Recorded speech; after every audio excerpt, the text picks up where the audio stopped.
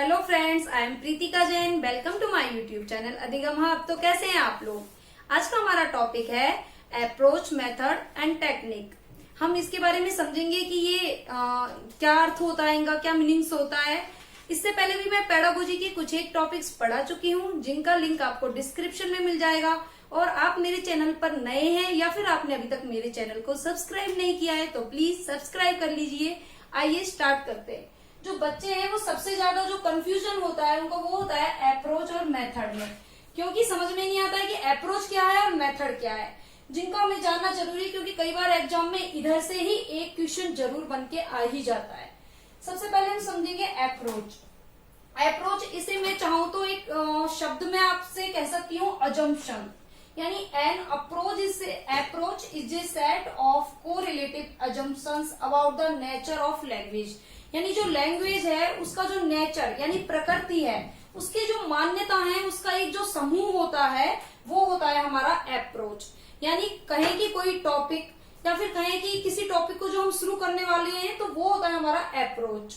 अब हम देखेंगे कि मेथड क्या होता है। जो मेथड है वो ओवरऑल हम कह सकते हैं कि प्लानिंग होती है, या फिर कहें कि एक प्रोसीजर होता है। इसमें a method is a plan for presenting the language material to be learn and should be based upon a select language. यानी इसमें क्या होता है कि जो लैंग्वेज मटेरियल है उसको एक ओवरऑल प्लान बनाकर, एक प्रोसीजर बनाकर सिस्टमेटिक तरीके से प्रेजेंट किया जाता है and should be based upon a select language.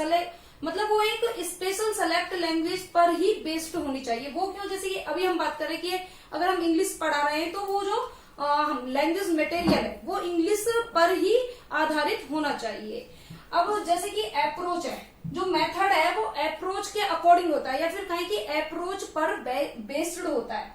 यानी जो मेथड है उसका बेस क्या होता है? अप्रोच। क्योंकि जो हम टॉपिक पढ़ाने वाले हैं, जो हम कंटेंट पढ़ाने वाले हैं, उसी की तो हम प्लानिंग करेंगे, उसी का तो हम प्रोसीजर बनाएंगे। क्योंकि मेथड एक तरीका होता है, यानी हाउ टू टीच। इसका कंसर्न हम कह सकते हैं कि हाउ टू टीच, कैसे पढ़ाया जाए।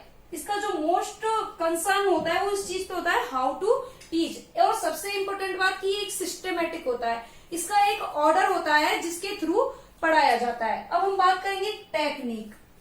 टेक्निक एक शब्द में कहें तो यानी कह लीजिए ट्रिक। यानी a technique is a teaching trick और technology design to help to reach teaching goals.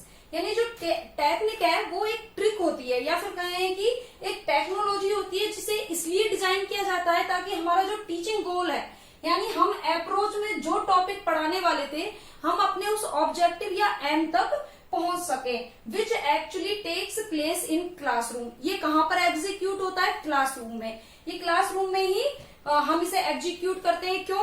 क्योंकि इसमें ये है कि ट्रिक को हम ऐसे समझ सकते हैं कि किसी भी चीज को हम क्रिएटिव तरीके से करें, यानी अपनी क्रिएटिविटी दिखाते हुए जो अपनी ट्रिक का यूज करके हम बच्चों को टीचिंग कराते हैं। यानी कहें कि बच्चों को जो हमें टॉपिक पढ़ाना है उसे अच्छे से एक्सप्लेन कर देते हैं, या फिर उसे व्यवहारिक तौर पर लाते हैं। एक एग्जाम्पल से मैं आपको समझाना चाहूंगी कि जैसे कि मान के चलिए मैं अभी आपको पढ़ा रही हूँ, तो मेरा कंटेंट, मेरा अप्रोच क्या है इस टाइम? तो मेरा अप्रोच है ये टॉपिक, अप्रोच, मेथड, टेक्निक। मैं आपको ये टॉपिक पढ़ा रही हूँ तो इस टाइम अप्रोच ये हो गया। अब मेथड, मेरा मेथड क्या है कि मैंने यहाँ पे ये थोड़ा सा डिस्क्राइब किया हुआ है, ये मेरा मेथड हो गया। अब बात आती है कि टेक्निक क्या है? टेक्निक यानी ट्रिक। मैं आपको ये शॉर्ट वर्ड में बता रही हूँ कि approach is assumption, method is plan and technique is trick. तो ये क्या हो गई? मेरी ट्रिक हो गई, जिसे मैंने क्रिएटिव तरीके से कि एक वर्ड में आप पूरी डेफिनेशन को समझ सकते हैं। यानी मैंने इसे क्रिएटिव तरीके से आपको बताया। यानी आप कह सकते हैं कि जब हम किसी कार्य की शुरुआत कर रहे हैं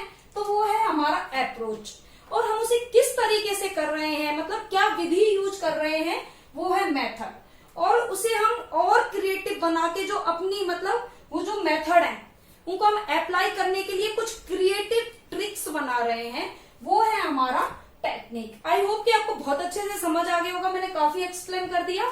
फिर भी एक उदाहरण मैं और देना चाहूंगी। जैसे कि मान के चलिए कि हम किसी बच्चे को संधि पढ़ा रहे हैं, तो हमें उसे संधि पढ़ाना है, तो ये क्या हुआ? हमारा अप्रोच। अब मेथड क्या? हम उसे किस तरीके से पढ़ाएंगे कि पहले डेफिनेशन देंगे, उसके टाइप्स बताएंगे, उनमें जो जो रूल्स रेगुलेशन है वो बताएंगे, तो वो हो गया हमारा मेथड। फिर आती है टेक्निक और ट्रिक। ये सब तो बता दिया कि भाई ये प्रकार होता है, ये डेफिनेशन होता है, ये तो मेथड हो गया। लेकिन उधर हमने आपको एक शॉर्ट ट्रिक बता दी कि आप इसे फटाक से ऐसे पहचान सकते हैं, तो वो क्या हो गई, वो हो गई हमारी टेक्निक। यानी एक क्रिएटिव तरीके से हमने उसे बता दिया कि अगर आप ये सब भी याद ना कर पाओ और एग्जाम में आ जाओ तो ये रही आपके लिए एक बढ़िया ट्रिक।